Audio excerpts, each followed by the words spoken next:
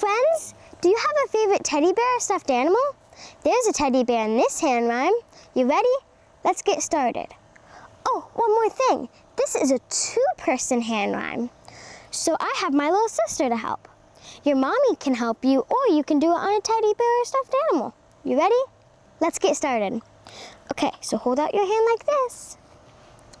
Round and round the garden like a teddy bear. One step, two step, tickle you under there. That was so much fun. Let's do it again.